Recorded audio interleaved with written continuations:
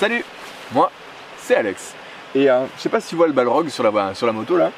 Ouais mec, c'est un balrog. Je l'ai rencontré il y a quelques semaines et je lui avais demandé de nous amener dans un endroit cool, toi et moi, pour qu'on puisse poursuivre notre discussion sur l'échec. Cette intro est particulièrement chelou. Mais allons-y. Je sais pas si tu te rappelles, dans la dernière vidéo, je t'avais dit que j'avais deux petites histoires à te raconter, dans le but d'essayer de répondre à la question comment transformer l'échec en quelque chose de positif. Du coup, allons-y. L'histoire dont j'ai envie de te parler aujourd'hui, c'est celle d'un jeune homme qui, à l'âge de 18 ans, s'est regardé dans la glace et s'est rendu compte qu'il n'était pas forcément à l'extérieur l'homme qu'il pensait être à l'intérieur. En gros, lui se sentait comme quelqu'un de fort et le physique qu'il avait, c'était celui de quelqu'un de grand, certes, mais qui était plutôt maigre et plutôt gras. Ouais, le physique pas très gracieux, quoi. Du coup, il décide de se mettre à la musculation, dans le but de se construire l'extérieur de l'homme fort qu'il pensait être à l'intérieur. Du coup, il fait ça pendant un peu plus d'un an et demi, 2 ans. Et ça marche, il prend du poids, il devient un petit peu costaud, tout ça. Et il s'achète une moto pour aller au travail régulièrement. Tu dois te demander mais pourquoi je te dis ça, ça vient. En l'occurrence, il va au travail tous les jours avec la moto, et puis un jour il décide qu'il va partir du travail pour aller rejoindre une de ses potes au restaurant qu'il n'a pas vu depuis longtemps. Il part du travail, il prend une intersection, il lance la moto, tranquille, et là, t'as une voiture qui sort du parking, qui était sur le côté, qui n'avait pas forcément fait attention et qui panique. De l'autre côté, elle voit qu'il y a une voiture qui arrive dans l'autre sens, il y a une moto qui arrive de l'autre côté, et elle pile au milieu. Du coup, pour le mec dont je te parle, deux options, soit il percute la voiture qui arrive de l'autre côté, soit il percute la voiture qui bouge pas. Il décide d'embrasser la voiture qui bouge pas. Et ça fait mal, ça fait très mal. Il finit aux urgences et là il apprend que sa jambe droite était cassée. Mais à la limite, il a vu qu'il partait dans l'autre sens, ça, il le savait déjà.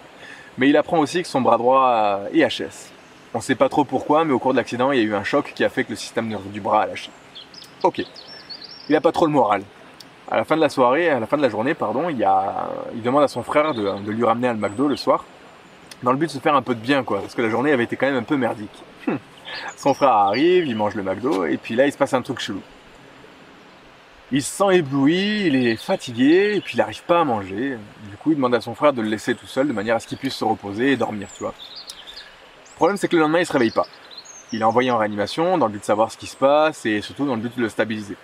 On apprend plus tard que sa jambe droite était cassée et que donc du coup, tu as une grande partie de l'os qui est constituée de moelle et cette moelle est un corps gras qui s'est libéré dans le sang et qui est remonté au cerveau et qui a bouché des vaisseaux du cerveau.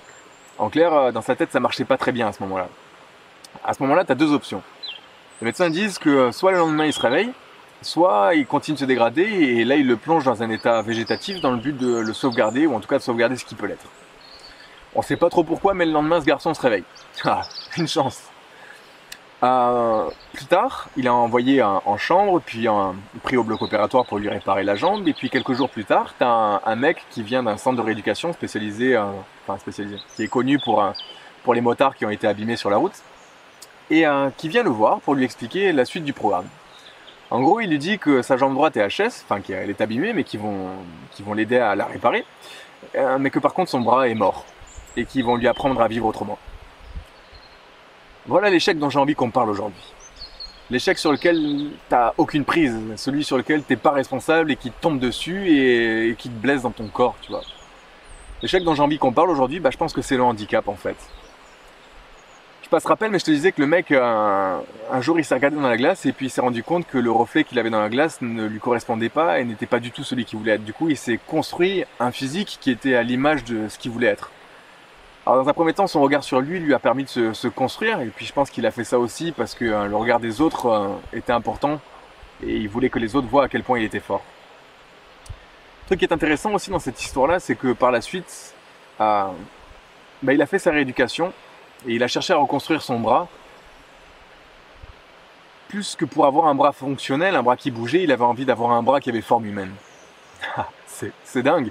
C'est-à-dire que le premier truc qui l'a motivé, ce garçon, c'était de se dire qu'il voulait pas être handicapé ou il voulait pas que les gens voient qu'il était handicapé. Et c'était ça qui l'avait poussé.